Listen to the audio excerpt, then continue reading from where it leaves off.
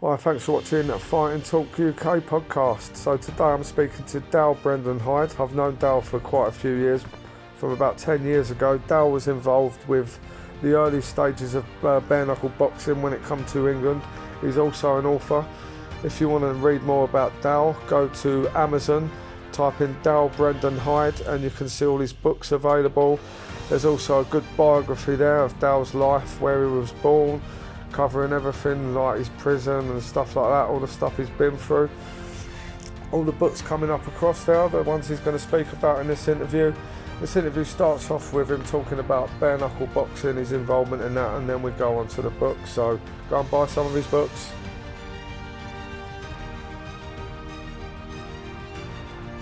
Cool.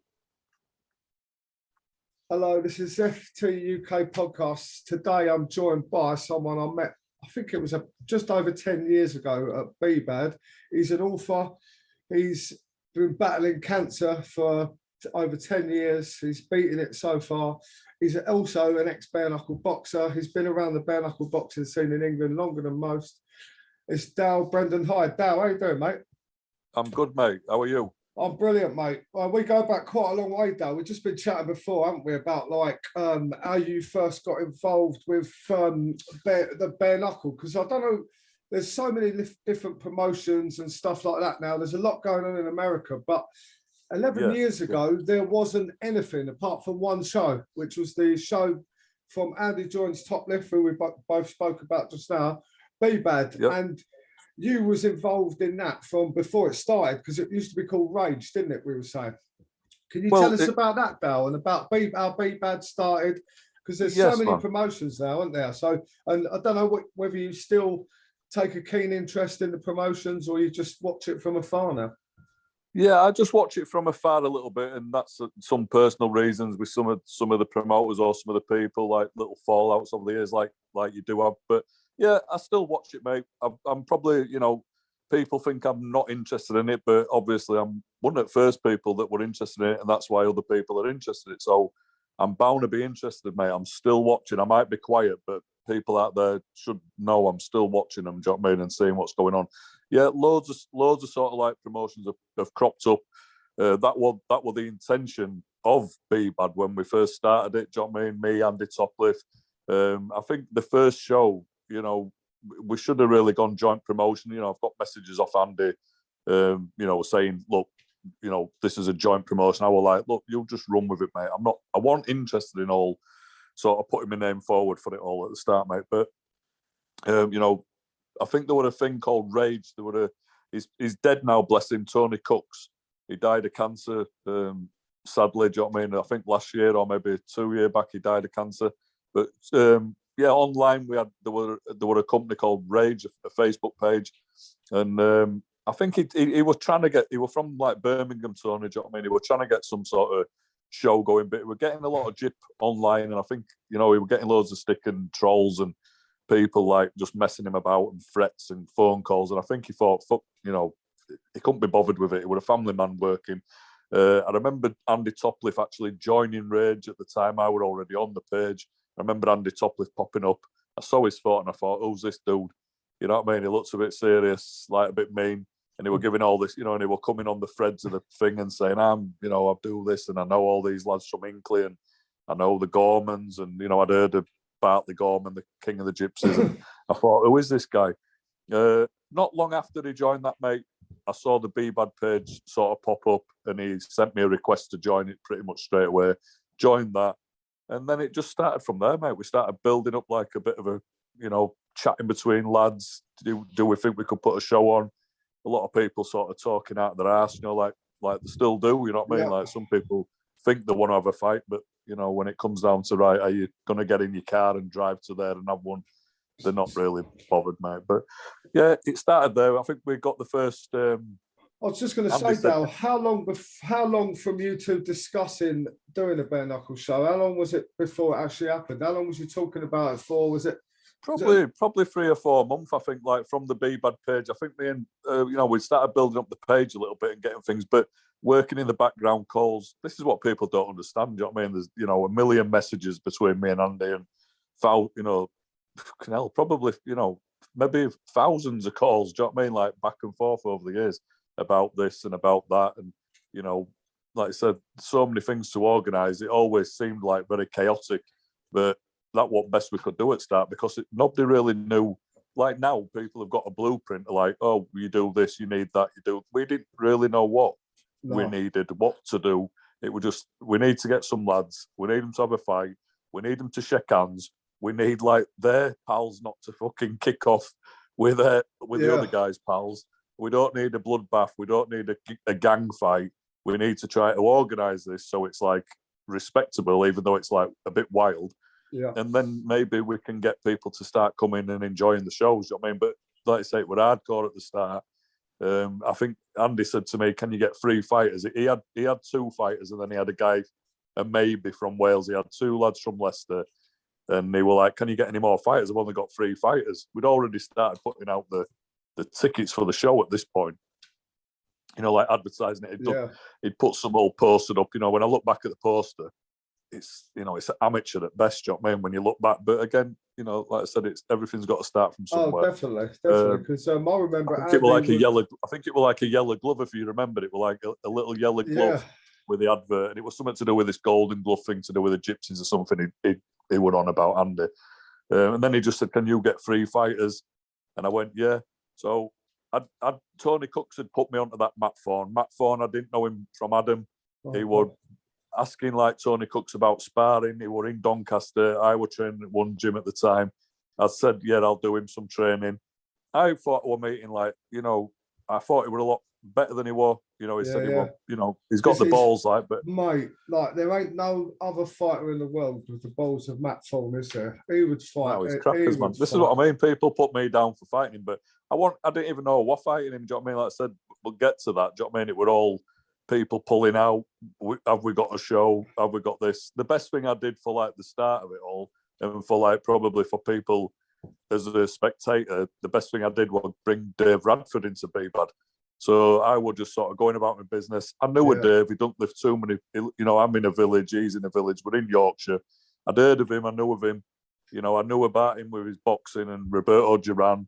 And I thought when Andy was saying, you know, have you got anybody up there that's like, you know, you know, I've got a good fighter, this Danny Draper, Danny Smith, I think he's called as well. Yeah.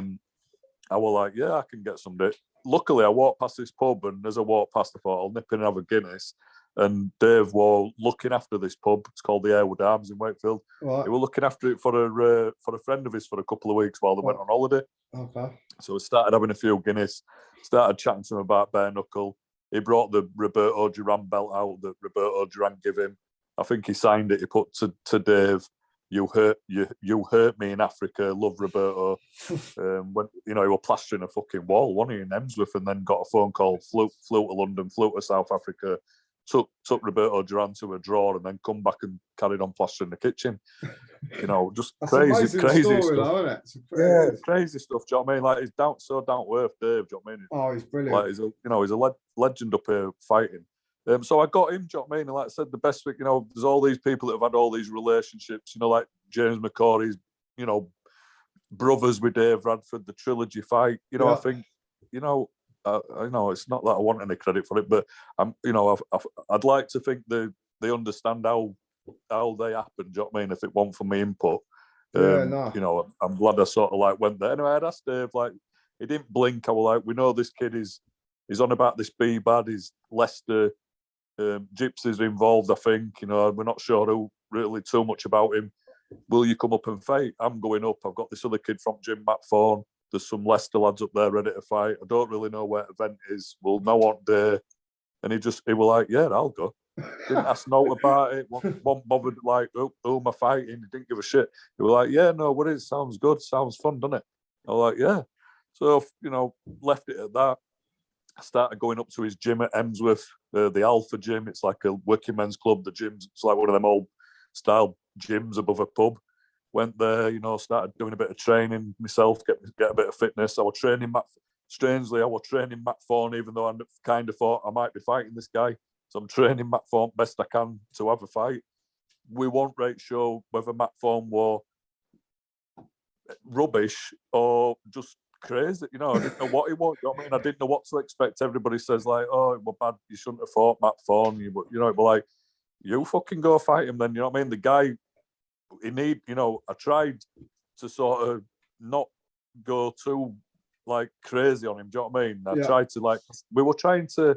What people don't understand about Bbad 1, well, even though we were trying to have a fight, we were trying to build a show. We were trying to build a promotion. We were trying to sort of draw crowds into, this looks all right. If I'd have just gone in and knocked Matt Thorn out in 1 second and he'd have gone up floor, and then Dave Radford had just had another fight and done the same, it'd have been like, well, yeah, it looks all right. It just looks like a pub fight, and a couple of folk got knocked out quick.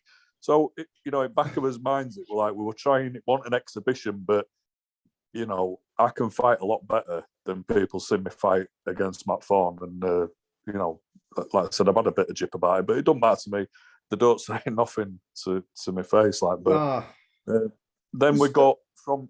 Go on, mate. I thought because wasn't James originally meant to fight Danny Draper that night on that, or was Dave meant to fight Danny Draper? Because I'm sure I got on the Bbad 1. No, on the second one. On the second one. Yeah, so on the second one, again, we didn't know what the hell were going on. There was a black fella was supposed to be coming. I don't know his name. I can't remember. Like I said, I'd been at a wedding. It were all the shambles, you know, like the referee, and I was supposed to referee. Yeah, because that's where you ref, and I was timekeeping, wasn't it? Yeah, it was like I said. I mean, I think it looks good because it looks different when you look at it on YouTube.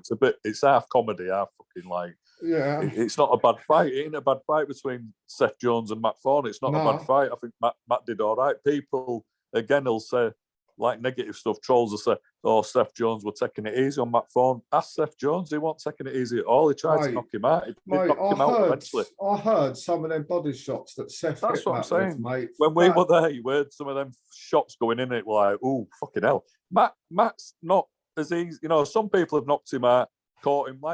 You know, other fighters can get knocked out. It don't mean the shit. Some people can get knocked out straight away, and then other fights will have, and they can go on for rounds and rounds and rounds. Some people have had a fight. I've seen Matt fight on other shows, and he's had a draw, he's had a win, he's had loads of losses.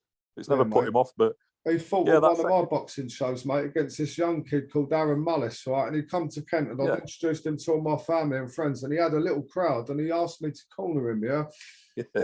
That night, mate, you should. Even the kid went. He went. I thought it was going to be a walkover. He said he was like something in him that night, like he. You know, that night he'd really done well. He watched that fight he did that night with gloves on. It was so, but that's what I was saying in the training. You know, that's what I was saying in the training when I was helping him. I was thinking I might have to fight this kid. There were times in training I thought he's rubbish. I can't fight him. He's rubbish. And then there were other times I saw this little spark come to him, and I thought, do you know, I don't know if he's holding something back here. I don't know if he's going to. You know, like I think I thought, is he fucking kidology here? Is he kidding me on? When we get to Bbad 1, is he going to like come flying in at me and he knows something I done? I didn't know. You know, it wouldn't have surprised me if he did. Fucking like I said, he did bust my nostril. And he chipped one of my teeth. I had my gum shield in my fucking. I had a pair of jeans on. Like I said, I had my gum shield because Dave Radford and Danny Draper were supposed to fight first. As Andy were all getting round, and they were like that circle of people in that F bar. It was like an Asian nightclub in back. We went down there. We didn't know where it was. When we crossed the road, even Dave Radford, he went, "Fucking hell, this looks a shithole. It looks a bit rough, doesn't it?" And we were like, "Yeah, it done that." Anyway, we got in there. And them two were supposed to be like the first fight. As Dave were ready to go, as Andy Toplifffe and Tyrone Monaghan, and you know, there were some others there. As they were like, "Are you ready to fight?" I think Danny Draper went, "Am I all right to have 10 minutes to warm up?" And we were like, "Yeah." So as he went off into the corner with his dad, Ian Draper, and some of his little crowd, Andy just sort of pointed at me. He went, "Are you ready to go?" And I went, "Yeah." He went, "Right, well, you two go first." Then he went, "All right," just took his top off, boom, straight on. You know what I mean? So that's how like it sort of happened. Then the second fight, you know, Dave coming in on the way down. No disrespect again to Danny Draper, but on the way down, Dave.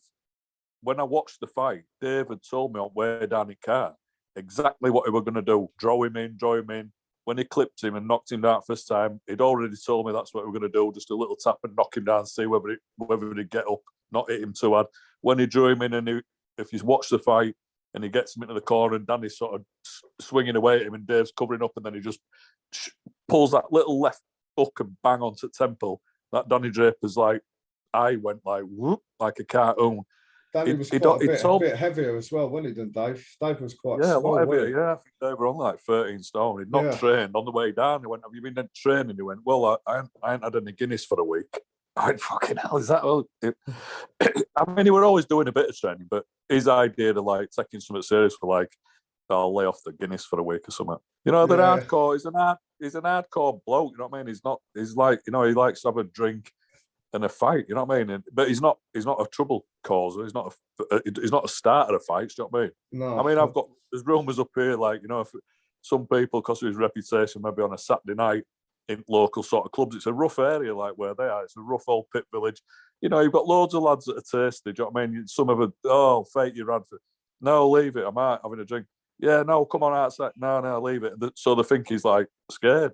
Or Bob, they think, he don't want to fight. He's lost it. He's past it. Then on a Sunday morning, we've heard he's gone round even in his slippers, knocked on the door and said, "Hey, come out. What were you saying Saturday night?" "No, Dave, they're sobered up then." It's, no, come out and take your beating. And they've, he's like, "You either come out or I'll fucking come in." And they've come out and he's in his slippers and he's given him a few cracks. Not bullying him, but just to keep people on a level to say, "Don't take piss out of me, mate. I can proper fight." You know what I mean? So yeah, it's a different league of fight. Your average pub fighter. He's not a pub fighter, mate. No, definitely not. I mean, that was for me. Looking back at this, because I know there's Decker Heggy's come along much later. Well, a little bit later than that. But for me, always that.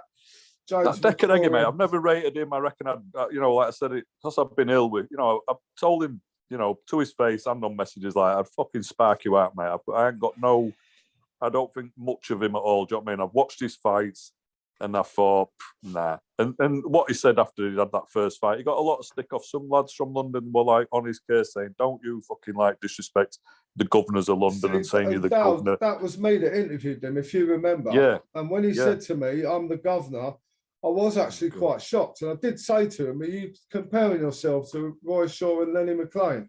Then he later on said, "I regret saying that," but he's still got the name the governor on his T-shirt. So I'll tell you why he regretted saying it, mate, because like I said, he got a lot of phone calls with people saying, "If you think you're governor, mate, you better get yourself here, because there's more to being the governor than winning a fight in somebody's back garden, because it's not just, a governor is like someone who you go to, fucking hell.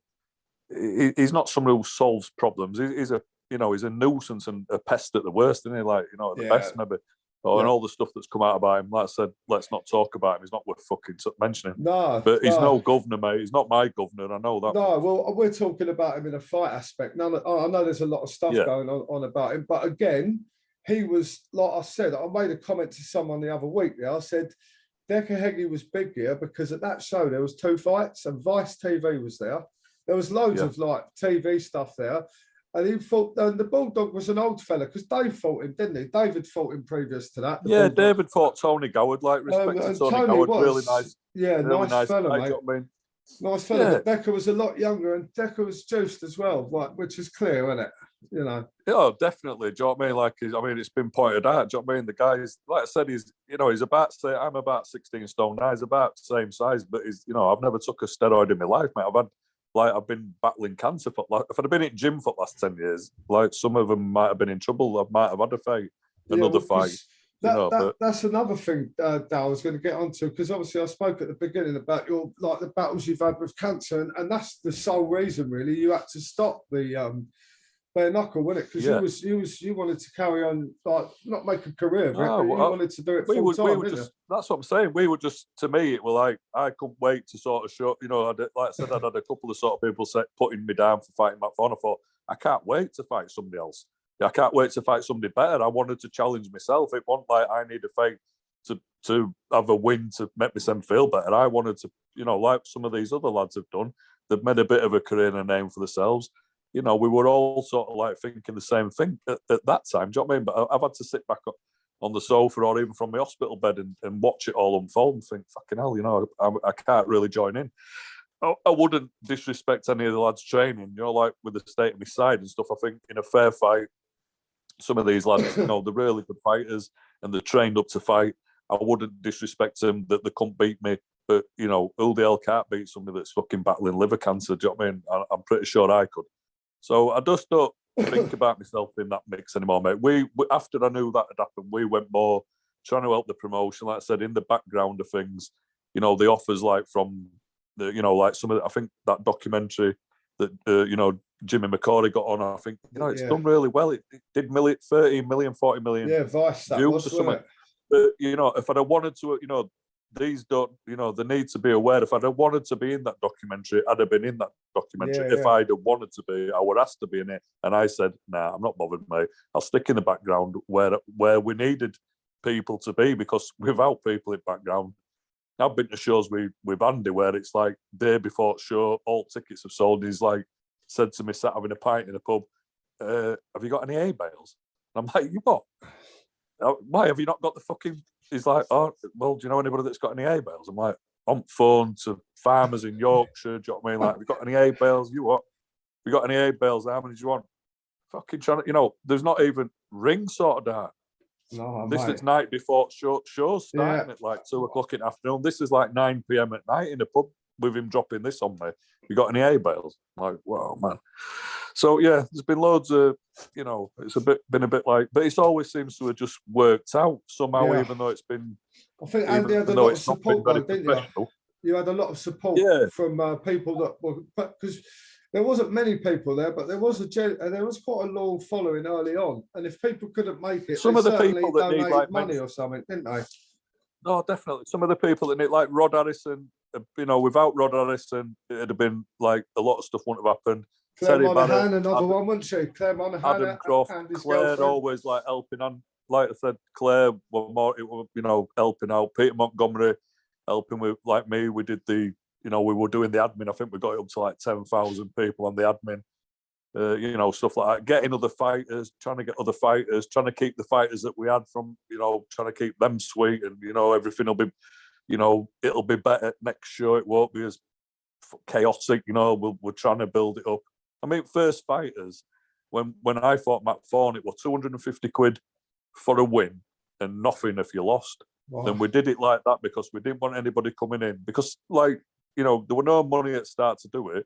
No. It would like begging and asking favours. Can we borrow this place? Can we borrow that? Can we bring any fighters in? So, you know, the 250 quid, we didn't want anybody coming in and thinking, well, I'll take a shot on Joe, go down, get 250 quid. And, you know, it might be like a week's wage for somebody to think, well, it'd take me 2 minutes to earn that. We didn't want any of them people turning up. We wanted you to come in and think, 250 quid is not a lot of money, and I'm going to, you know, hungry fighter. I'll come in, win that 250 quid. I remember Danny Draper arguing at end of, like, when Radford had knocked him out, saying to Andy at bar, you promised me. And he was like, no, you can hear it on a video. I've got a video where you can hear him at end saying, no, it was 250 for a win and nothing. You know, we like bought him a few drinks. I thought, fucking hell, buy him a cider or something. You know, we're like, he's had his eye like whacked out. You know what I mean? And he's got a cider and gone home for his trouble. That was it. You know, we all picked up. Yeah, it took a while even to get like hey mate. It took even a while to get. I think like, you know, the Bbad 1 DVD that come out, that black case. Yeah. I think Andy like sent me that in post for like 200 quid in the time.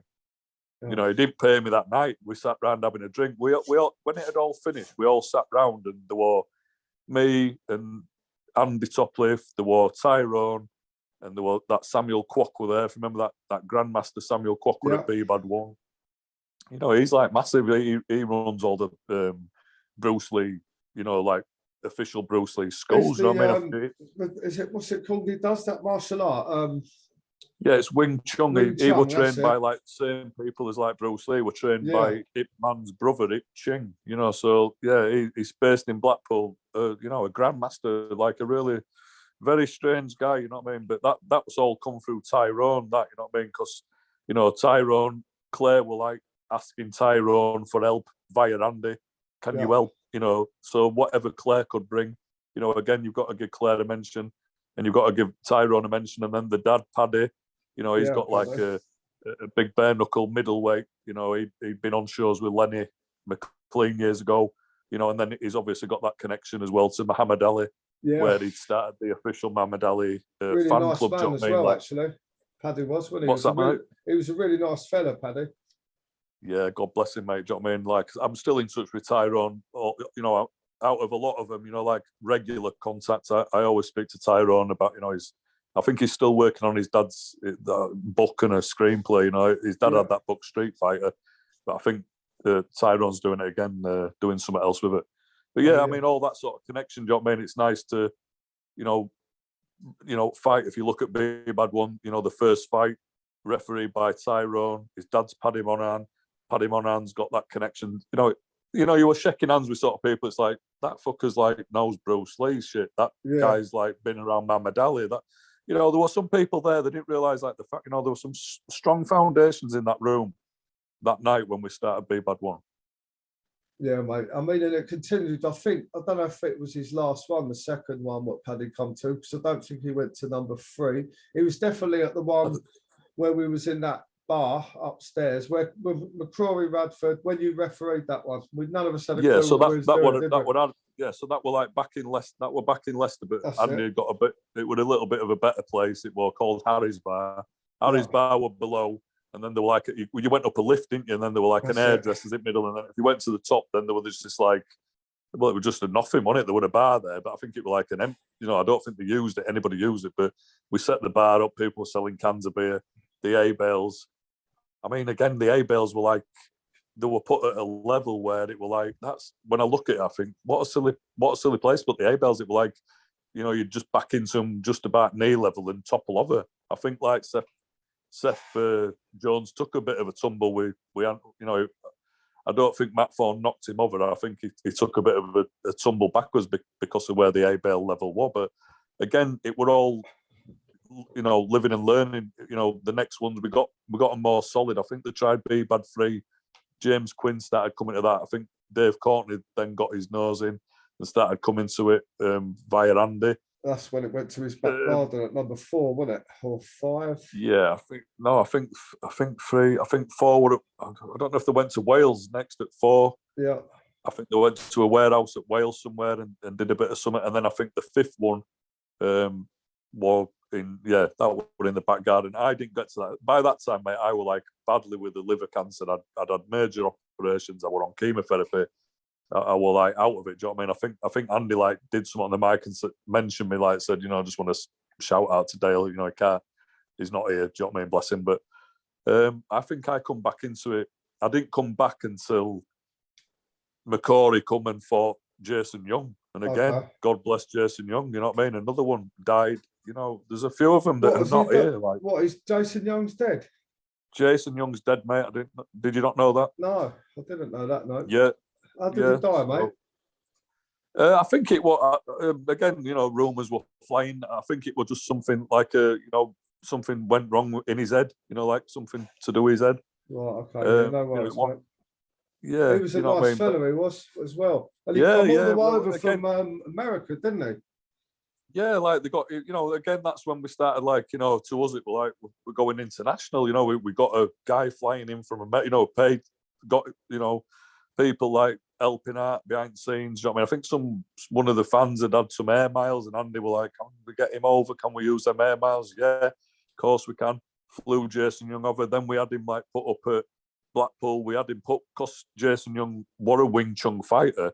So he was like looking at that approach. mccrory was all, you know, rough and ready, bare knuckle, you know, he's got the unlicensed. You know, I like James's style, do you know what I mean? He like tucks up and then bang, and he's just sort of rough. He can take it.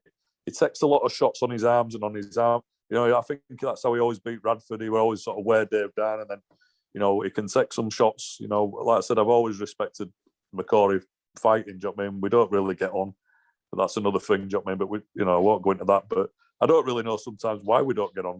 I don't know, but we just don't seem to get on. Maybe because I've always supported Dave, or I don't know. But you'd have to ask him. James, from my point, by the time he'd gone from the fight, the original fight with Dave, he'd got a lot heavier by the next few fights. I thought, even now he's like heavyweight. He wasn't. Yeah, he was really slim, man. Like I said, when I saw him, he was about 13 stone, clean shaven. You know, he looked like fresh. Do you know what I mean? He was, you know, and then by the time I saw him at the Jason Young fight. Like I said, I were ill, mate. Do you know what I mean? I was 10 days out of intensive care. Come up on the train to London, got a taxi from King's Cross, got to Dave Courtney's house. So Andy Toplifffe at the, at the front of the days. Were like, fucking hell, I can't believe you come down. I'm like, yeah, man. You know what I mean? I'm here. Got in. You know what I mean? Watched that. You know, the build up to that. There's some good fights. And again, I think Matt Thorn again fought. I think he fought that Jan Jerko. He were beating him. He were definitely winning, and I think he knocked his hand up or something and had to give in. But he had that Jan Jerko, Polish kid, on the ropes. Yeah, well, not on the ropes, but you know what I mean. He had him. He had him beat. If you look at that fight again, Matt Thorn, he were winning that fight. Just knocked his hand in. Then there were a few other fights, some decent like fights on there. I think Jacko Jackson. I think he come on. There were a few new fighters, you know. We'd built up a bit more of a. There were a bit more in the stable at that point. Do you know what I mean? But obviously, everybody waiting for the big fight when it all built up. It was a great atmosphere. I think one of the best, really. I think maybe the best. Do you know what I mean? I think that night for just the atmosphere when you sort of, you know, Jason Young, he had the Wing Chun style. We'd had him. Staying with Samuel Kwok. He'd been training. He'd been staying. I think went James McCrory about 5 hours late for that fight. Yeah, I think Jason so. I Young, think it was. Like, You know, he was miles away. He was in Newcastle. Says himself, wasn't he? He was tanked up on the Guinness. He come in. He looked like a fucking wild man. I thought, well, he looked scary when he come in. I thought, well, he's in trouble. This fucking Jason Young. Everybody were like, sort of Jason Young, Wing Chun is gonna, you know, he's that fast and he's gonna be able to like just boom, boom, boom. You know, this sort of key. You know, it's like a different style of sort of throwing your punches. You know, you throw them in sort of like a keychain style. And, you know, he'd been with Samuel Kwok, and you're thinking, he's round this Grandmaster Samuel Kwok. McCrory didn't give a fuck, man. He just come in. You know, it was brilliant. He come in, he looked like a wild man, beard, hair, Newcastle shirt on, big belly. It was like the old days sort of bare knuckle fight. Well, yeah. It was like, you know, it was like going back to John Elf.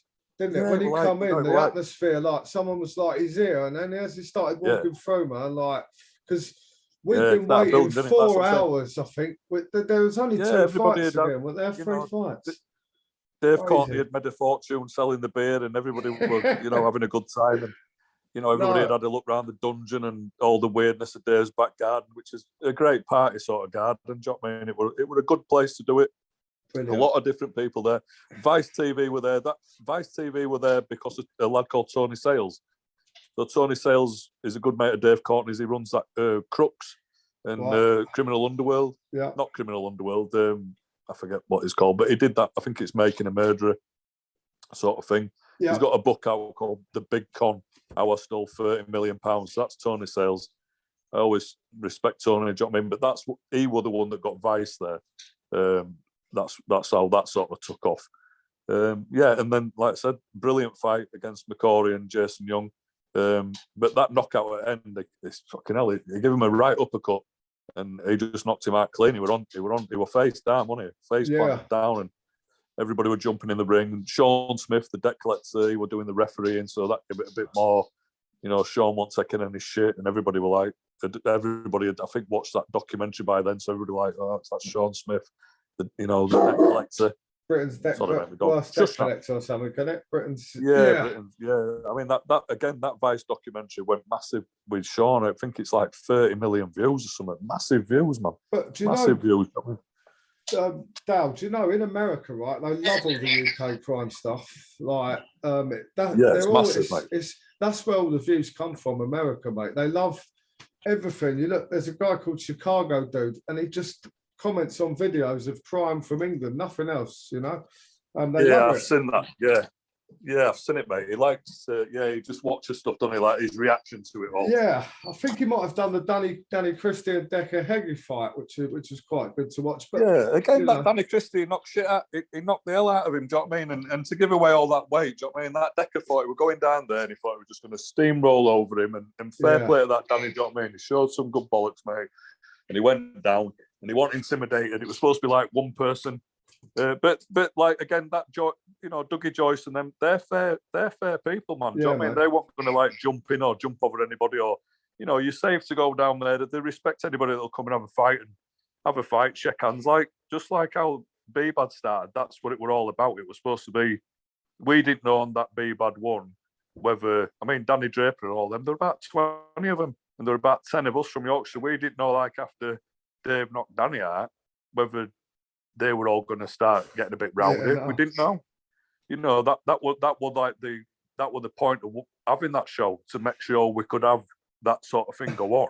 Shake hands, have a beer, move on. It's just a fight. Don't worry about it. Don't make a big deal out of it. It's just a fight.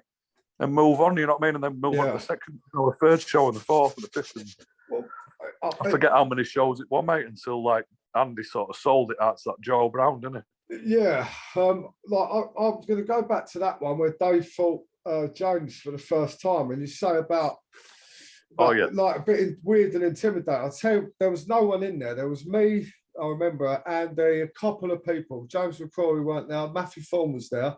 I can't remember if you were there yet. And I went downstairs to have a fag, and I'm having a fag, right? And these two vans pull up, like vans, right? And a load of traveller fellas get out, and I look at them, and there's loads of them, mate. And they all start walking up the road towards me. And I'll tell you who was the man in front. I think he managed the bulldog, a gypsy fella with a hat and a dog he used to walk around with. Do you know who I'm on about? Oh yeah. Of course I do, mate. Yeah, so that's one of Dave Radford's backers as well. Okay. So he's always been there for you. If you see the guy, the big guy with a flat cap on, he looks like he might as well have a whippet with him or something. Yeah, mate. Very intimidating character, though. Very intimidating. Yeah, but he's a really nice bloke, mate. He was when I spoke to him, mate, but I've never been to anything like that. And it was the first one. And I've seen him walking up the road with a load of travellers with him. And I was like, oh my God, please say they're not coming in here. And if you remember, they did. There was a few of them there, weren't there? But there was no trouble, was there? I won't say his name, but it's called the Notorious Poacher. Yeah, I know his name was. Someone told me to call him Mr. something, but I can't remember what it was. But yeah, I do know. I know who you're talking about. It was a nice fella, actually. I see him at all of them. There was some in that room, mate. There was some like top lads there. So like the Butlin twins. If you've seen like Danny Dyer's Deadliest Men. Yeah. So both at Twins weren't there, but Ian were there. He's one at Twins. Ian and Dave are the twins. So Ian were there. Who's ended up doing lots of refereeing for like the bare knuckle, and again he's got his own fighting stuff going on and a massive reputation. And his older brother Andy were there as well to watch that. They'd come to support like Dave Radford. Andy's like fought people at level. He's fought what's his name, Billy Joe Saunders. When he's boxed, he's fought Billy Joe Saunders like on that sort of level. Yeah, when they're fighting. I've seen a few of his fights because they've done MMA as well, didn't they? One of the brothers.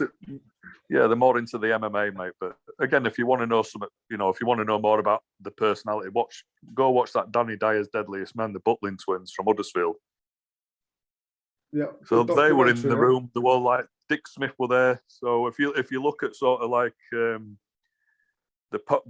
Notorious Poacher sort of leant up against that post, he's got like a check shirt on and a flat cap. If you look to the left of him, there's another tall fellow up against the wall with a black jumper on and jeans. That's Dick Smith. So he's a well-known, respected gypsy man from up this way. I think it's Brayley where he's from. And then you had the Butlin twins there. McCrory were there. Radford were there. Like I said, Andy Toplifffe were there. Claire and Paddy were there. One of that night. Paddy gave the trophies out, didn't he? We'd had them little green little plaques, like a glass like trophy, wasn't it? I think we had them made up. Yeah, it was a good show. I mean, the second one, like I said, it was building. It was better than the first. Got them first two out of the way, and at that point we thought, this is some. You could feel a buzz, like even online. They were getting a buzz about it. We're thinking, we'd had all these talks privately about. If you sort of Google at that point bare knuckle fighting. Yeah, you had all the gypsy stuff. We'd watched the Knuckle documentary. Some of the gypsies I knew before Knuckle sort of come out, like 6 months after Knuckle come out, people had messaged me saying, "Oh, have you seen Knuckle?" And I'm like, "Yeah, I've seen it fucking 6 months ago." Some of the gypsy men from the Wakefield site on the gypsy site here is called the Jolly Sailor. So I'd had friends off there. Patrick McDonough had given me Knuckle at one of the gyms and went, "Hey, watch that." And I'm like, "What's that?" Just like a copy DVD, said Knuckle. Put it in the DVD player. Thought, what the fuck's this? So watched all the James Quinn stuff. Thought, yeah, brilliant. I mean, James has got to take a lot of credit for sort of at that point the interest in it. Bbad would just sort of come in just behind the Knuckle documentary had come out and were making like waves. You know what I mean? Everybody was starting to take an interest in it. So it was the perfect timing, really, how Bbad started and the Knuckle documentary were out. Yeah, because that was the Knuckle documentary. That was filmed over a long time. That was a lot of work that went into that from that fella, wasn't it? Yeah, I think they'd filmed it over like 10 years or something. Something like that. Yeah. Yeah. James is a good man, do you know what I mean? Like, like I said, he don't bother anybody. If you get, if you call him out, he won't say no.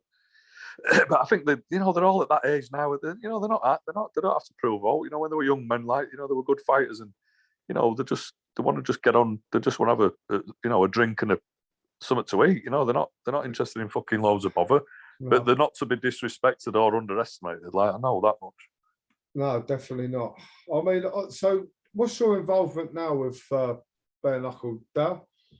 Nothing, mate. Like I said, after Andy sold it to Joe Brown, I think there were like a sort of, Joe.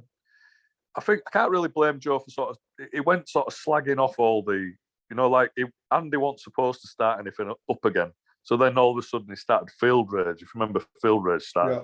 So then like Field Rage started building. We'd kind of left Bbad behind, and then everybody that were early Bbad sort of went with Andy, and like, right, we're doing this Field Rage now. And we left Joe Brown to sort of carry on his thing, and he'd got the idea for the hotels. Bbad had already took it to the hotels.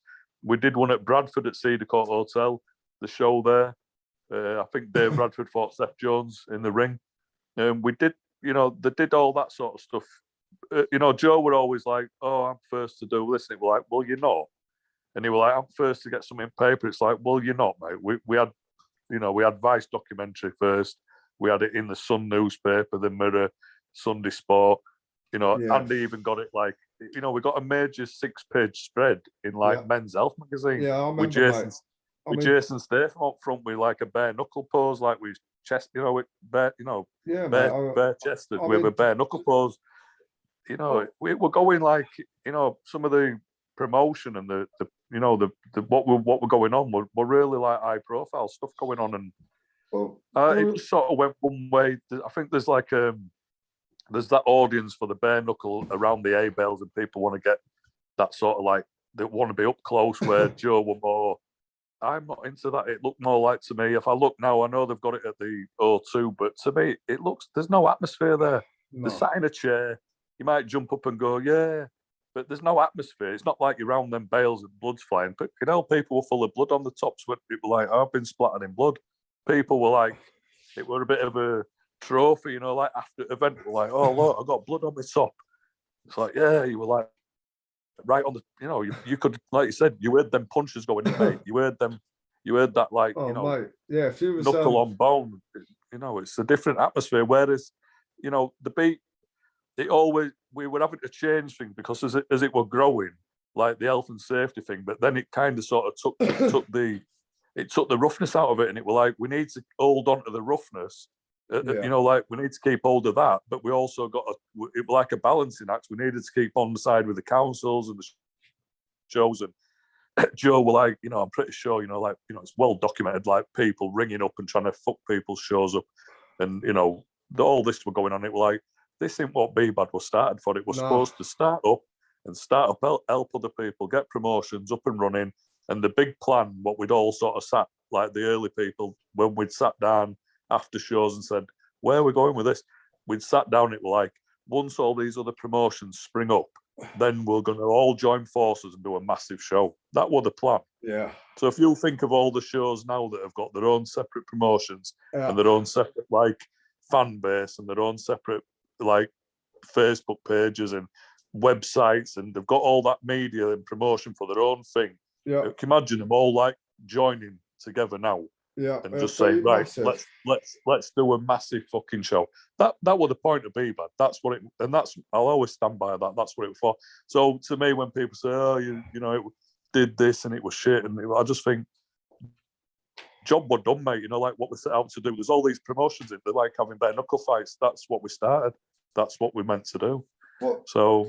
Like with obviously it's still not sanctioned or nothing. I mean, we was having the same conversation when we spoke years ago. It's not sanctioned. So, but Bbad really opened the doors for everything to do it, because no one had the bottle to do it. I think, if I remember rightly, didn't Andy Toplifffe get arrested, or he was spoke to by the police for Not to Oh, put we had the shows police on, come. I think we had one of the show. I think the fourth show. When I said Wales, I think that were wrong. I think we went to Colville. Andy had a pub at that point, and we went to Leicester again, and it were like down this street, down that. We're like in middle of nowhere, and that what first time I sort of saw like Barrett and Patterson come. Big bars from the Zulus, Birmingham, and some others. McCrory fought Seth Jones. Seth had called him out and. They had it was like a wrestling match to start with, but McCrory got better of him eventually. But that what first, like Jerry Gorman were there, Sam Gorman were there. They're like the nephews. Their dad's Sam Gorman, who was the brother of Bartley Gorman, King of the Gypsies. Do you know what I mean? Like the Inkley side. So we had you got the Gypsy royalty there. You've got like the main like football sort of hooligans there, and and Barrington's got his own like background in like the kickboxing and all that sort of stuff. Really respected, good fighters. You had Dave Courtney were there again. He always says, doesn't he? He's got an hard on for it. He's always like, it's better than sex. He's like buzzing at the front, like, yeah, come on. And the police come in. I think that I used to say to Andy, just hang a pair of gloves up, and if the coppers come, then we'll just say, oh, we're just about to do an exhibition boxing, mate, for charity. And we haven't put gloves on them yet, but just hang a pair of gloves up, just so we can sort of say. But the police car come round once, and they took a look at Barrington was stood. Everybody stood frowning, scowling at the police. This little panda car come in the car park, sort of like looked at everybody and just fucking fucked off. And it was like, they're not bothered, mate. They're not bothered. No. So they were always sort of bothered. People, like I said, underhand tactics from other promotions, which were annoying because, like I said, the whole reason behind Bbad was to start other people promoting bare knuckle, so that there were more promotions out there, so that we're just totally flooded, and then we were all going to join forces and make it something like massive. Try to compete with America. We were always in talks, still talk now to like Dada 5000. That me and Andy were always trying to like say, right, you lot from that backyard fights where you've got people like Masvidal that went into the into the UFC, that type of thing. We wanted to do like America versus England, like with Dada 5000 and Andy Toplifffe and Bbad, and that's what we were aiming to do. That's what the the bigger picture was. Just never come off. Like I said, it's all shot off in different directions. Yeah. Then you got some people when Andy sort of come out of it all, and then you got a few others sort of coming into it and and trying to sort of take over the audience that had already been built by other people. Do you know what I mean? And making messes of shows and ruining the reputation of it a little bit, and that were giving Joe Brown more ammunition to sort of say, oh, the A-Bell shows are rubbish. They're like amateur shit. You need to come to this. And I couldn't blame him. Do you know what I mean? I was wanting to argue with him, but I didn't have out to argue with him about, because I understood what he was saying. And other people were making all the hard work that had gone on. They were ruining it, like by doing like whatever. Just they were only interested in making some money or something for themselves. Yeah, they wanted to take it to more of a mainstream audience. But most of them people weren't there at them early shows, so they don't really know what it was like building it, do they? No. So no, that's the thing. That's what's annoying, really, mate. It's like you said, some of you just some of the people that did all the stuff, like they don't get a mention, and that's up to other people, innit? Like I said, there's too many.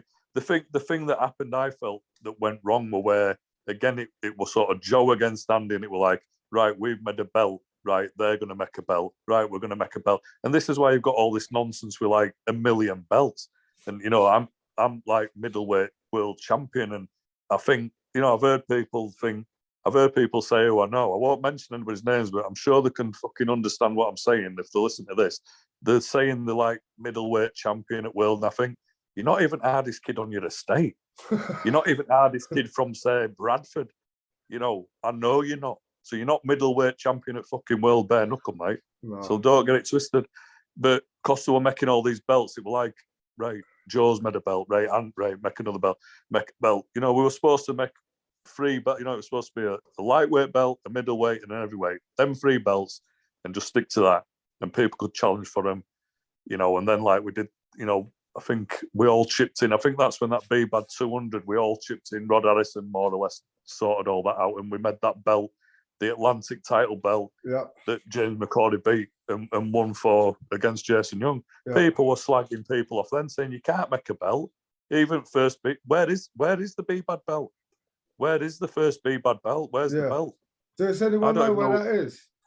I don't know. That'd be nice if you can, in the comments. Does anybody know where the fuck it is? Because I don't. So that's the one James McCrory won. Yeah.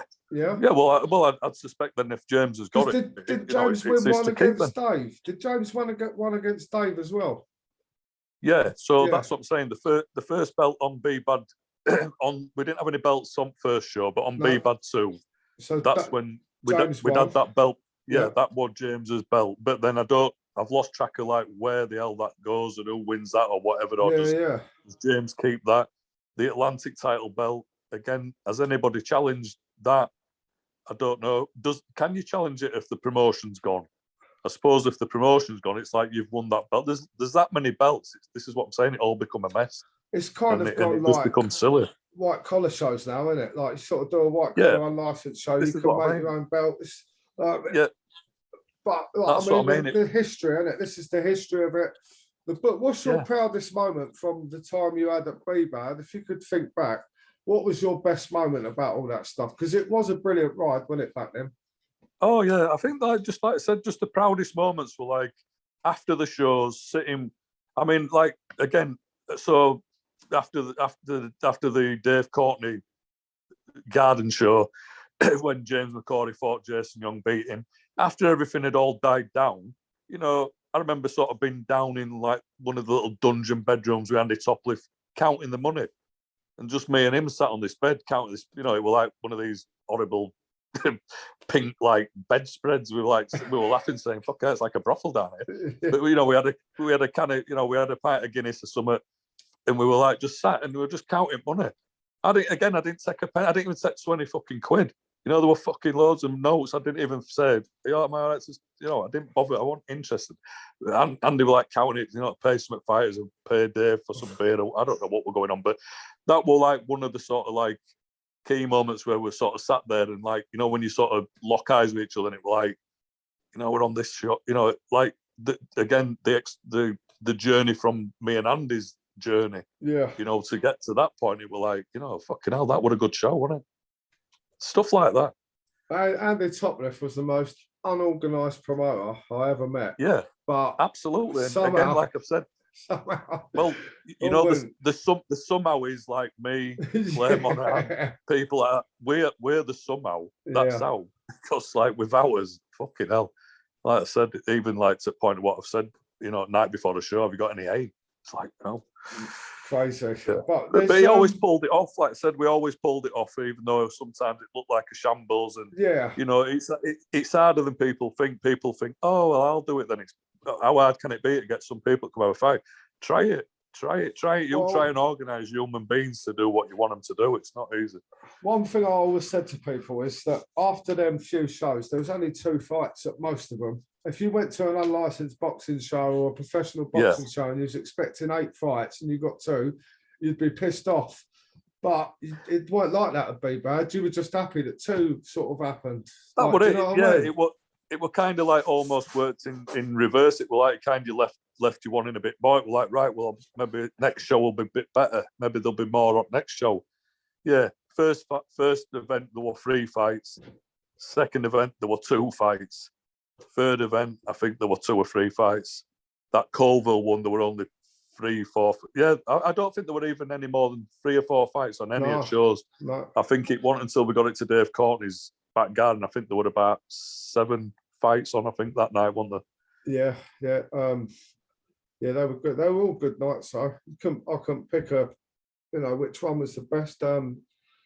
Very. I watched some of this stuff when you were saying, do I follow it now? I mean, I do follow it. Do you know what I mean? But again, some of it I don't follow because I don't like them, and I know something about some of the people involved. And I think I won't give you time of day, so I ain't going to look at what you're doing. But there's other stuff that I do watch, and then sometimes it's a shame. I think I'd like to, I've got like messages off Joe Brown saying you aren't fucking welcome at Bbad shows. That's to me, and I'm like, what have I done to you? Is Bbad still it's not called Bbad anymore, is it? No, they call it now, but it's BKB, innit? And then it started at BKB1. I mean, they're doing well, you know. I mean, we mentioned Jimmy Sweeney, didn't we? Like you said, do I remember Jimmy Sweeney? Yeah. I remember Jimmy coming to, I think it was Kettering. And I think, again, I was one of them people that had said to everybody, watch that Popeye. He's up to no good. I know he'd ripped Matt Thorn off with some money.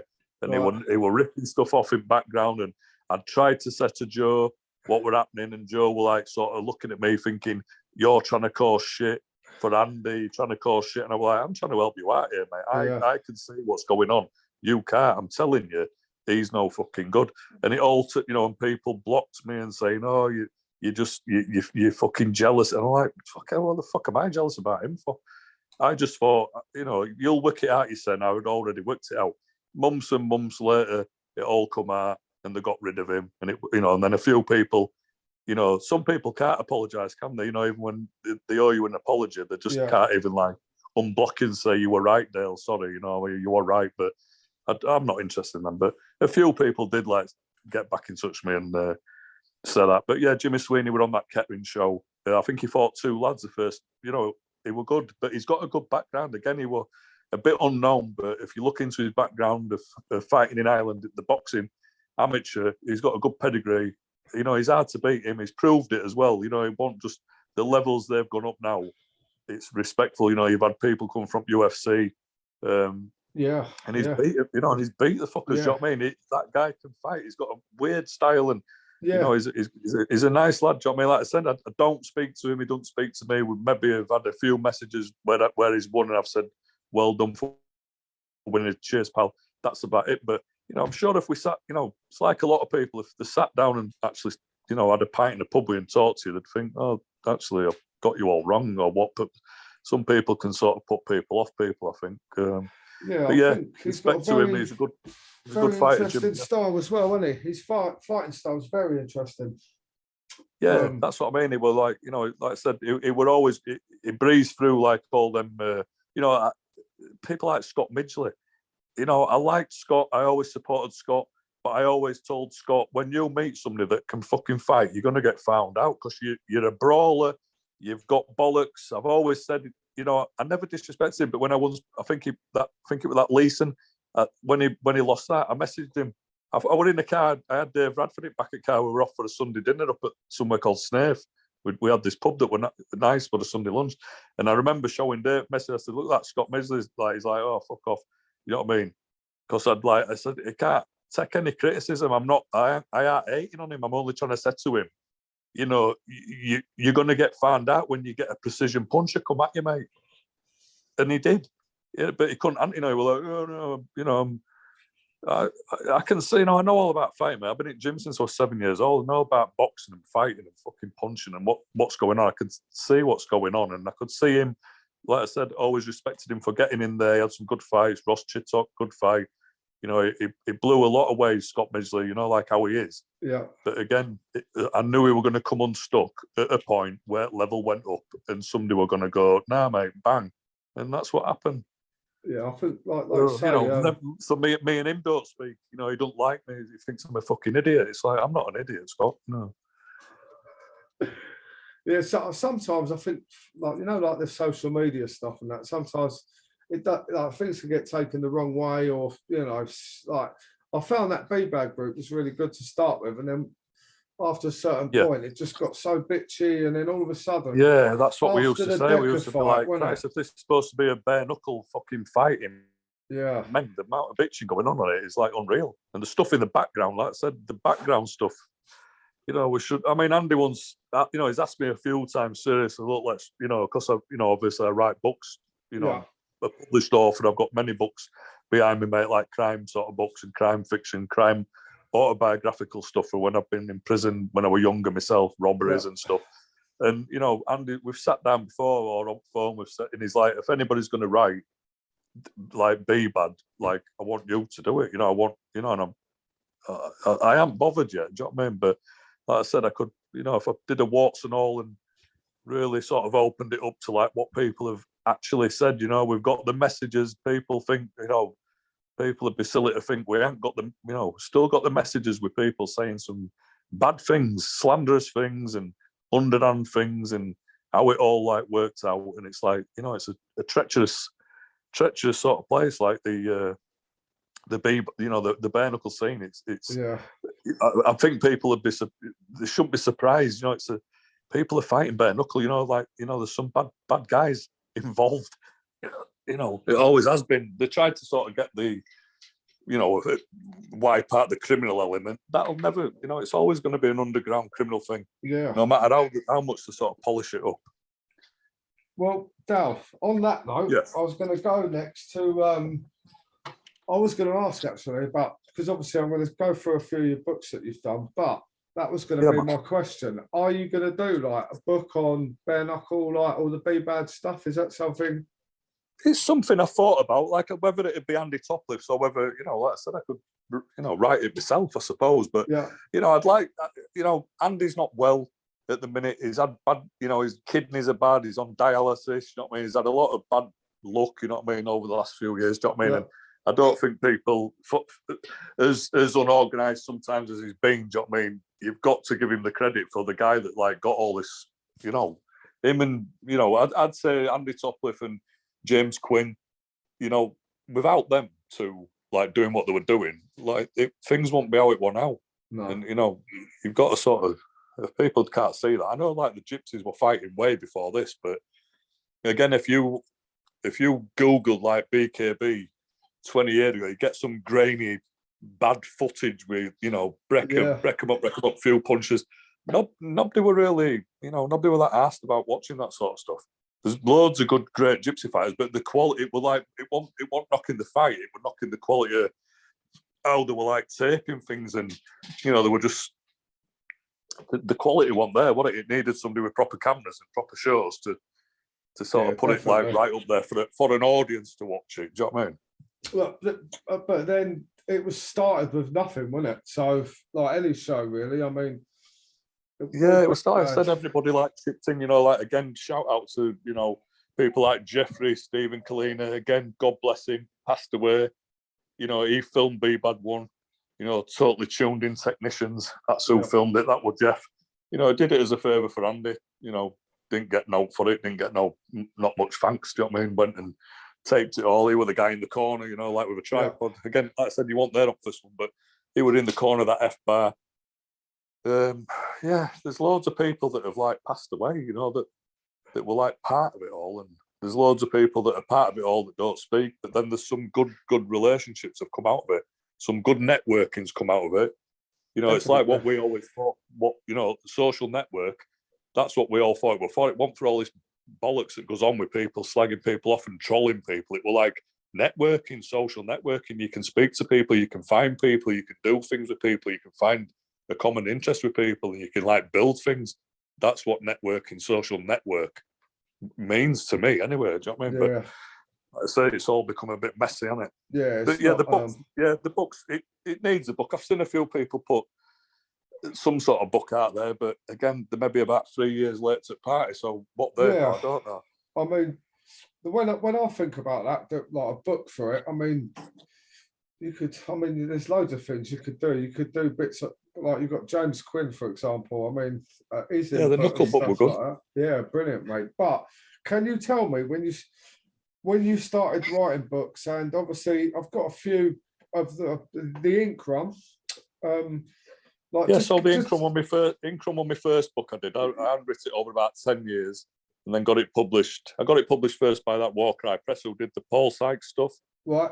Paul Sykes had initially, his first book, Sweet Agony, had been published by, it was called Lofthouse Gate Publishers then Rob Brenton didn't buy it, but went and spoke to, we just call him Old Man Lofthouse, but went to speak to him. He wasn't doing no with it. He was like, how you doing out with this publishing company? We were like, no, do you mind if I kind of change name and just sort of go run with it? Yeah, do it.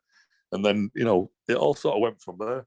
I mean, the ink run, I've had it out about 4 years now, but as that's progressed now, I've got New York Times top 10 bestsellers quote in front of a book. I've got Sunday Times bestsellers quoting back a book with people that have sold millions of copies of books. So the book, you know, like the level of where I've gone, like, again, somebody saying, do you want to write a bare knuckle book?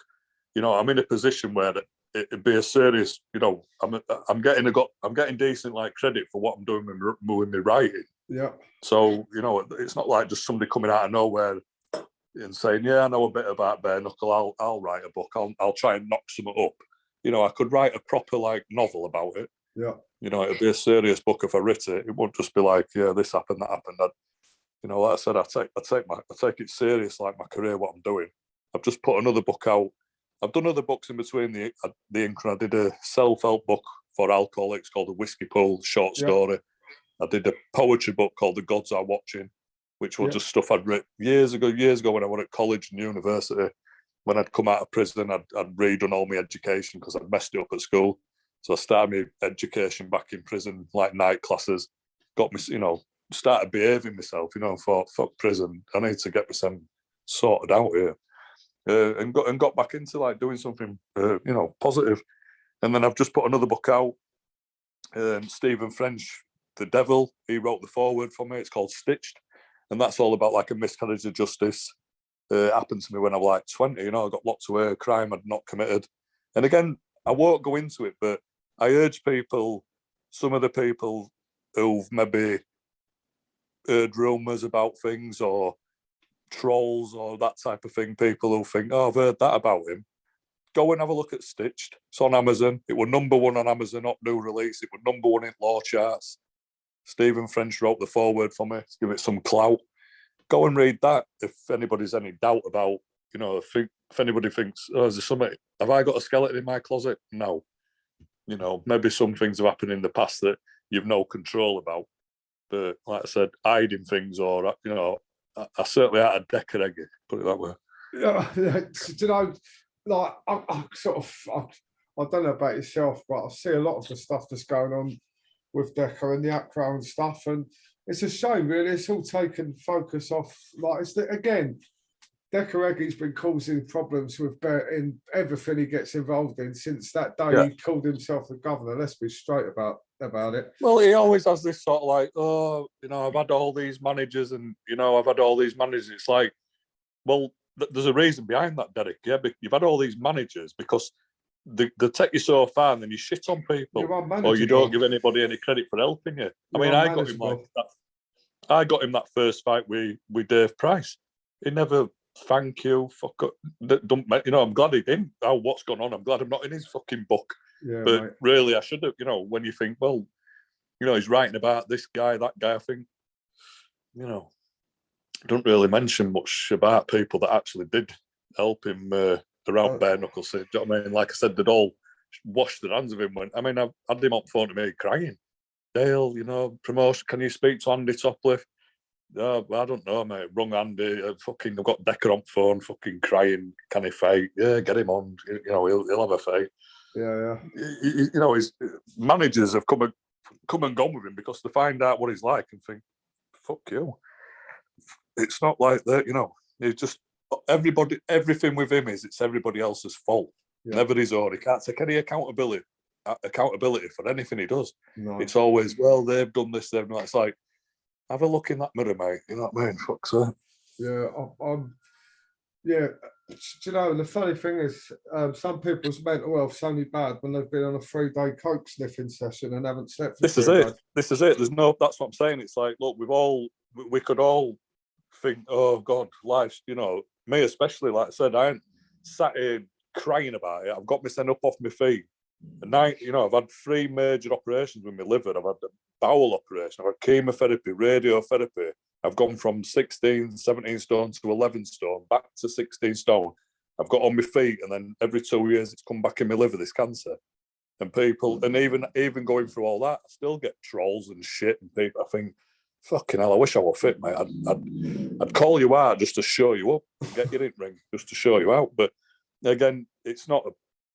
It's just petty stuff, man. But people should, you know, give people a bit of like leeway when people are going through, you know, stuff like that. I mean, I've heard people sort of say, oh, you know, he's on about me, say, oh, he's said this, but, you know, he thinks, you know, it's all right because he's got cancer, so he says this. I think, I don't hide behind cancer, mate. I don't hide behind what I've got to say. Everybody knows, you know, where I am if they want to see me. It's not about hiding behind cancer. I'm just some people don't like upfront, straightforward talking people. I've always been one of them. Yeah, I'll never change. People don't like it. They know what to do.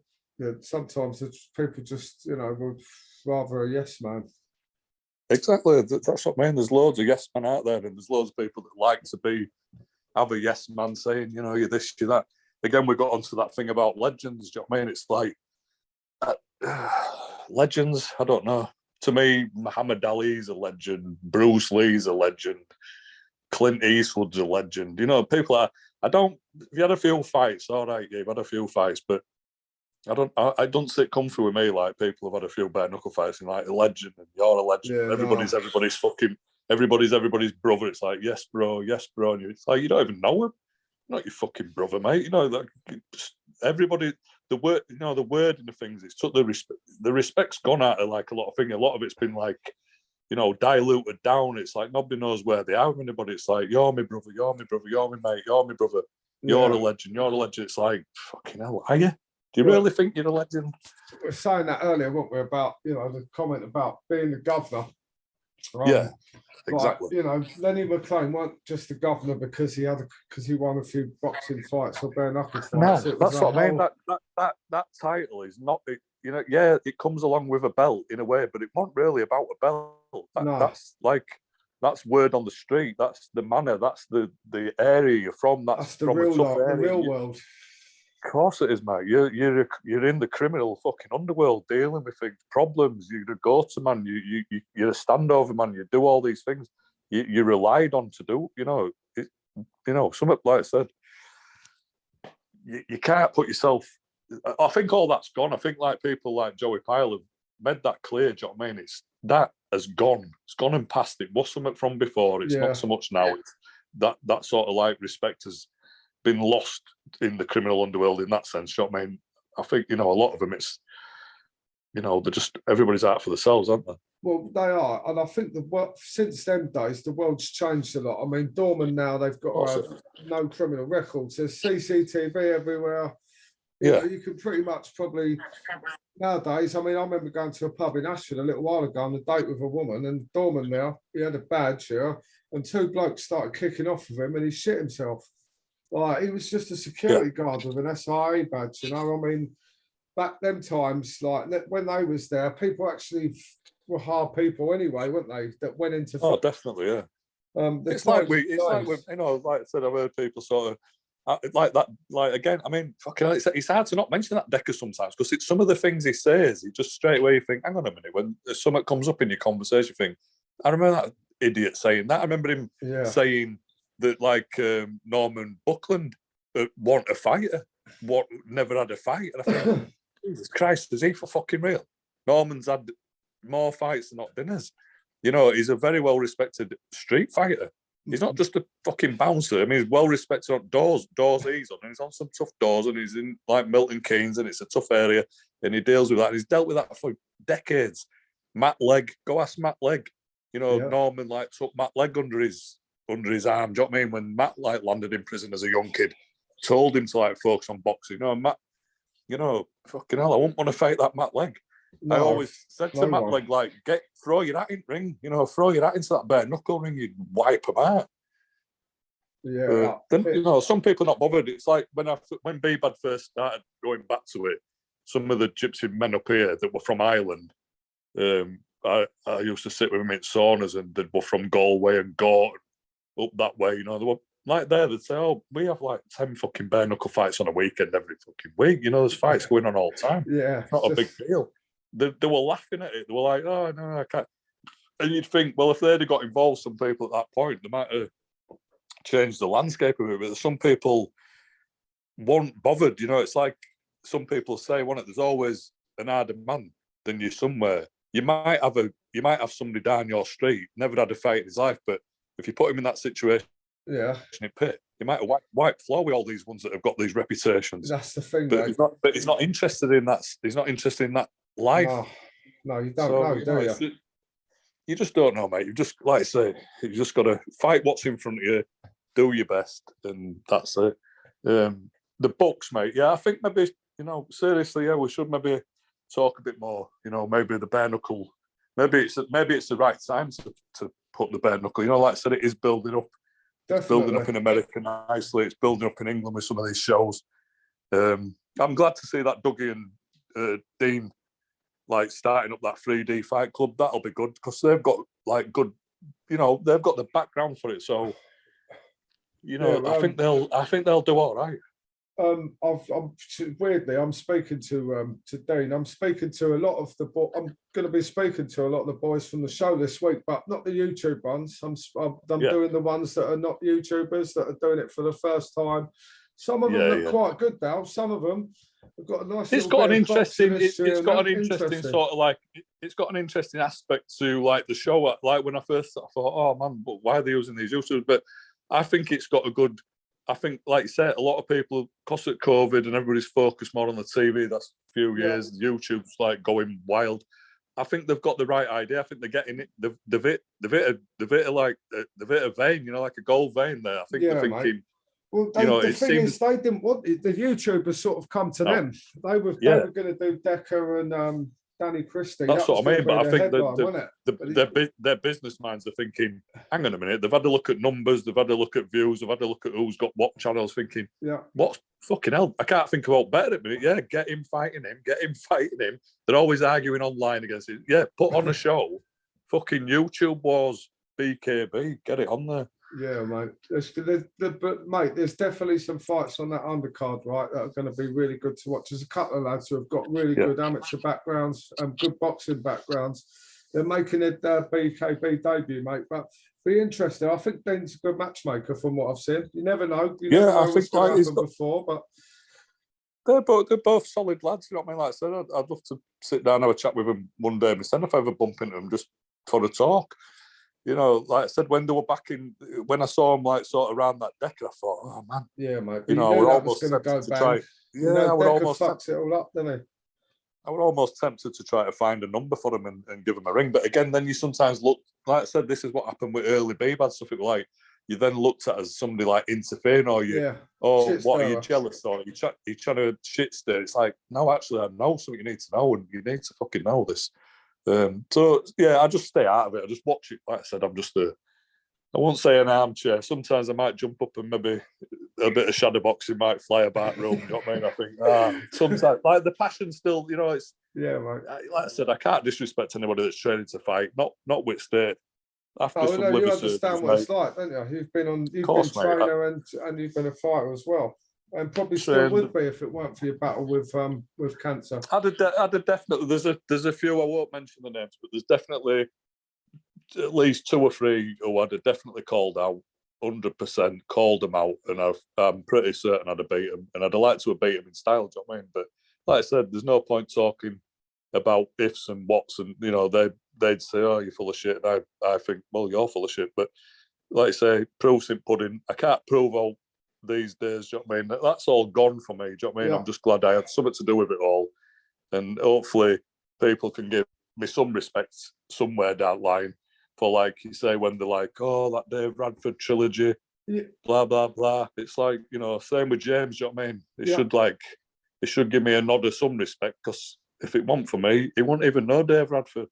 Well, I did see you on Brian Cockrell a couple of weeks ago, Dale, and I watched some of that, and I really wanted to speak to you because I wanted to go into depth more about, you know, the old days of Bbad and that. And you've told us such a brilliant story, mate. And I do hope that you do a book about this one day. But also, are you working on any books at the moment, or what are you doing at the moment? I was working on one, mate, but it's all going to be the guy. It were all to do with Tenerife Underworld, like, but the financial side of it all. So the guy is a bit up and down mentally. So we've done, like, it's been going on about over 2.5 years. So I'm more or less, it's frustrating. I've got about 60,000 words typed up, and it's more or less done. But he's gone off on one again. So it's like, at the minute, I'm just sort of working on another little short story just to fill in a gap.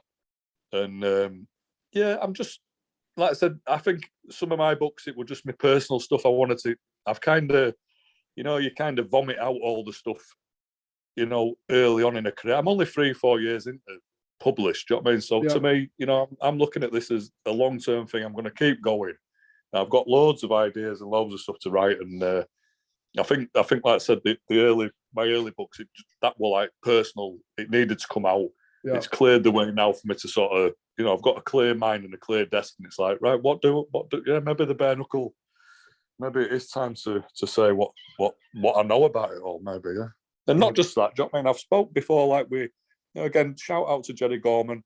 I've spoke to Jeddy before about interview. We're going to say, should we do a documentary? I'll come round some of the forgotten gypsy fighters, but what Jeddy knows, they've got the background, but they're not bothered about, like, say, the quiet men, the private people. But a story that you'd love to hear. Yeah. And you'd be surprised, like, some of the fights that some of these people have had, or the history that they've got, or who they know, and the connections and the fights, and how it all weaves together. I thought, like with Jeddy, about, speaking about that book-wise, or, just recording people's interviews. But again, we haven't done anything, but I always keep chatting to people and keeping ideas open. Like I said, I can't see Andy doing a book. I can't. It's like with his health and that, I just can't see him. If he's listening to this, give me a ring. I fucking messaged him the other day, and I don't know how to work Messenger. I'm like, Christ. He's like, put your number up. I thought, I put my number up on Facebook. I don't want a load of people knowing my number. So, but I do need to talk to him. So, Andy, if you are listening in, give me a ring, mate. You've got my number.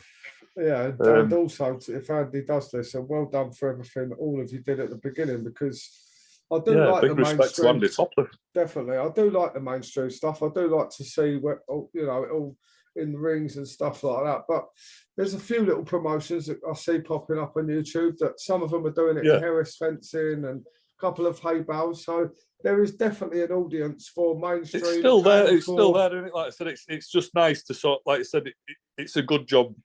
It's all like looking back now over 10 years. It's like it were always there, wasn't it? It's like you couldn't imagine it not been how it was.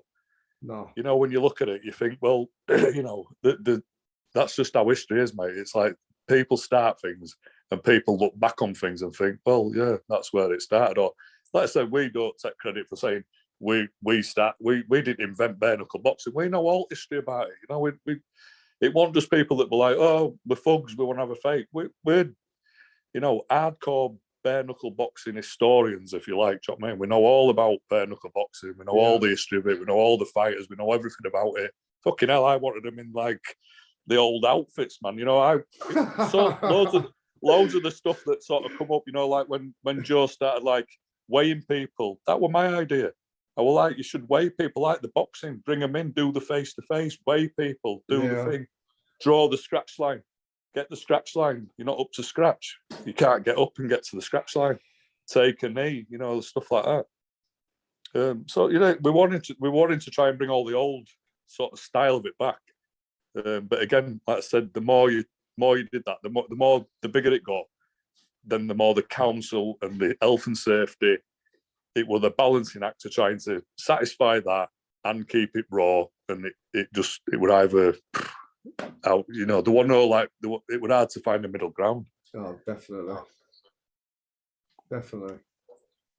All right, Dale, this has been brilliant, mate. Thank you. Yeah, lovely to speak to you, mate. Andrew, it's been brilliant. You end up waffling on like old women. No, well, the thing, it's been over an hour, mate. I could chat all night if I'm honest. I was a bit hungover earlier. I got up and I've been looking forward to it all day. So it's been brilliant, mate. I've given everyone an insight and also the books. And I'm glad you're working on the Tenerife one. I'm looking forward to that, Dale. Like I said, it's on hold at the minute, mate. That, like I said, it's more or less written. If I'd had 1 week's worth of work, I could put it out on Amazon and it'd be out for sale. But it's just I can't do that yet. We aren't sort of consent to some stuff. So at the minute, like I'm still a loyal person, mate, to people. People don't understand that sometimes about me. Do you know what I mean? I'm very loyal. I'm very discreet. I know a lot of people's fucking secrets and whatever. And I just, we don't want to. No one's fucking grassing, spilling everybody's like dirty laundry all over the shop. Do you know what I mean? But no, people. That's how it's become now, unfortunately. Dale, are your books all available on audio as well on Amazon, or is it? No, I've never done. I didn't do the. We were looking into the audio because at the minute I'm with a publisher now. I'm in the publisher with the Philippines at the minute, but I'm looking to maybe switch to a publisher in America pretty soon. So Yeah, no, they're not on audio, but you can get everything's on Amazon. If you just type my name into Amazon, Dale Brendan Hyde, everything's there. The ink run. It's got, like I said, the reviews are fantastic, mate. And it's not just like, Joe Blogs from down the street says the book's all right. I've got some of the biggest writers in the world saying, check him out, is a fantastic writer. So everything on that scale, mate, everything, I've not hit the top yet, but it's, for where I'm at and how long I've been doing it, I'm quite happy. Again, I want to look back. It's like the hare and the tortoise, isn't it? That tortoise. It did get over the line at the end. At the end, yeah. At the end of the you just journey. got people in so much of a rush life. It's like just if you're enjoying something, there's not people are too. The end game. They're zooming fast that forward to try to get to somewhere. And they're missing all the fucking journey where the actual, it's like somebody saying, I want to be a millionaire. They get there. It's like, shit, what do I do now? Did I want to be a millionaire? What the fuck am I doing with all this money? I don't even know who I am. Yeah. It's like, I enjoy writing. I enjoy the career, how it builds, you know what I mean? And I like looking back. Same as how, like you say, you can look back at the bare knuckle and you can now see at least what we've done in our little bit of portion of time. Yeah. You can see what we've done in that decade, can't you? It's moved on. So it's nice to be a part of it all, man. Internationally as well, mate. The BKB's gone international. There's one in Germany I've just seen pop up doing it in hay bales, mate, or Russia or Poland somewhere. Yeah, I forget the name of some of it. I mean, again, they've got some, just some at fights, millions and millions of views. Yeah, they have. People love it. But the mainstream ones are not getting the views that the hay barrel ones and that get, though. No, I know they're not. I've had people, like I said, again, we are sort of sounding a bit like slagging it all off. I've had people that, go to the O2. It's not at the O2, it's at that Indigo suite next to O2 for the start. It's not the O2, but it's the Indigo suite. I've had people go there and say, the atmosphere, Dale, it's shit. Yeah. It's shit. I've been there and I'm trying to get myself up for it and I've watched it and you can't even really see it if you've got a ticket and you're miles away and there's no camaraderie, there's no family. So, we were like a little family. We're all like a little unit and I'd rather be there and be nowhere now to do with it than be somewhere now with it and think I'm just a little cog in a machine that you don't even know about. You know what I mean? At least what we all had, it was something. And I think that's what made it work, mate. It was like people felt part of something. Yeah, mate. That's what it was like. Brilliant. It was brilliant. All right, Dale, listen, thank you very much, mate. Man. I know you're a busy man. It's been brilliant chatting to you, mate. I'm going to... same to you, mate. Keep in touch. Yeah, definitely. Look, I'll be in touch soon anyway. I'm going to keep nudging you about this bare knuckle book now. Let's speak more. Yeah, we'll speak again about it. Definitely, Dale. Dale, look after yourself, bud. Obviously, I'm going to send you the video when it's all edited and that, mate, before it goes up, all right? Looking forward to it, mate. Dale, thanks very much, mate. I'll talk to you soon, bud. Thank you. You too, mate. Take care, mate. See you later on, Dale. Thank you, mate.